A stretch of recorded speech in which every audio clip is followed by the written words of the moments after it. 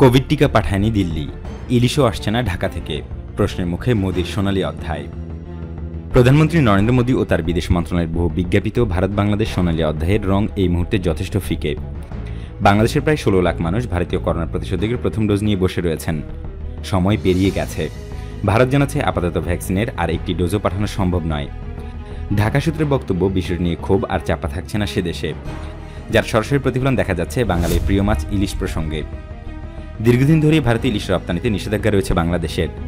তা সত্ত্বেও গত বছর জামাই ষষ্ঠীর সময়ে পশ্চিমবঙ্গে 2000 টন ইলিশ রপ্তানিতে ছাড়পত্র দিয়েছিল হাসিনা সরকার। কিন্তু এই বছর পশ্চিমবঙ্গের পাতে পড়েনি পদ্মার ইলিশ। বিশেষজ্ঞদের মতে এমন সরলীকরণ করাটাও ঠিক হবে না যে প্রতিশ্রুত টিকা পাঠানো হয়নি বলে ইলিশ রপ্তানি বন্ধ থাকলো। কিন্তু এটাও ঠিক, দুপক্ষের সম্পর্ক এতটাই আড়ষ্ট হয়ে গিয়েছে, ইলিশ কূটনীতির আবহাওয়াটাই আর নেই।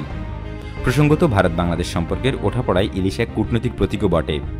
এর আগে স্থলসীমান্ত চুক্তি সই করতে মুখ্যমন্ত্রী মমতা বন্দ্যোপাধ্যায় যখন ঢাকায় গিয়েছিলেন, ইলিশ নিয়ে কিছুটা রসিকতার তার ঢঙে বাংলাদেশের প্রধানমন্ত্রী শেখ হাসিনার সঙ্গে কথা হয়েছিল তার। ভোজের তালিকায় ইলিশের পঞ্চপদ দেখে মমতা হাসিনাকে প্রশ্ন করেছিলেন কেন তারা ইলিশ আটকে রেখেছেন। হাসিনার জবাব ছিল, তিস্তার পানি এলেই মাছ সাঁতার কেটে চলে যাবে ওপারে। তিস্তার চুক্তি রূপায়ণ নিয়ে সেই আবেগ আপাতত সংযুক্ত রেখেছে বাংলাদেশ। কিন্তু সেদেশের রাজনৈতিক সূত্রের মতে গত এক বছরের পরপর এমন কিছু ঘটনা ঘটেছে যে বাংলাদেশে ভারত বিরোধী মেজাজকে সামলানো কঠিন হয়ে দাঁড়াচ্ছে হাসিনা সরকারের পক্ষে। ঘরোয়াভাবে স্বীকার করে নেওয়া হচ্ছে, ইচ্ছা না থাকলেও চীনকে প্রতিষেধক ক্ষেত্র খুলে দিতে বাধ্য হচ্ছে ঢাকা। ইতিমধ্যে বেজিংয়ের উপহার হিসেবে প্রায় 11 লাখ ডোজ চীনা প্রতিষেধক ঢাকা পৌঁছে গিয়েছে। আরও 30 লাখ ডোজের দাম দেওয়া হয়েছে, সেটাও পৌঁছাবে শীঘ্রই। বাংলাদেশ সূত্রের দাবি, টিকার বিষয়টি নিয়ে মার্চের ঢাকা সফরেও প্রধানমন্ত্রী মোদী কথা দিয়েছিলেন সে দেশের শীর্ষ নেতৃত্বকে। কিন্তু ভারতে করোনার দ্বিতীয় ঢেউ আছড়ে পড়ার পর বাংলাদেশ, ভুটান, শ্রীলঙ্কার মতো প্রতিবেশী দেশগুলোতে টিকা রপ্তানি স্থগিতের সিদ্ধান্ত নেয় সাউথ ব্লক।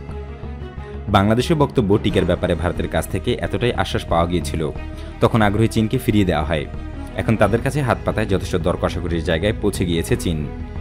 সূত্রের খবর, গত বছর আগস্টে চীনের প্রতিনিধি দল বাংলাদেশে এসে টিকাকরণের প্রাথমিক আলাপ আলোচনা শুরু করেছিল। তাৎপর্যপূর্ণভাবে ঠিক তখনই ঢাকা যান বিদেশ সচিব হর্ষবর্ধন শ্রীংলা।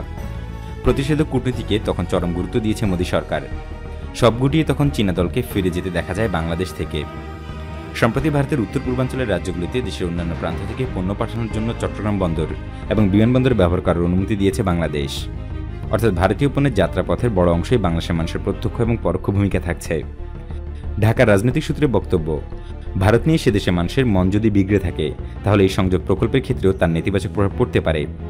শুধুমাত্র বকেয়া প্রতিষেধক না দিতে পারা বিষয়টি নয়, বাংলাদেশের আবেগকে আঘাত করা হয়েছে বলে কখনো ঘরোয়াভাবে কখনো প্রকাশ্যে অভিযোগ করেছে ঢাকা।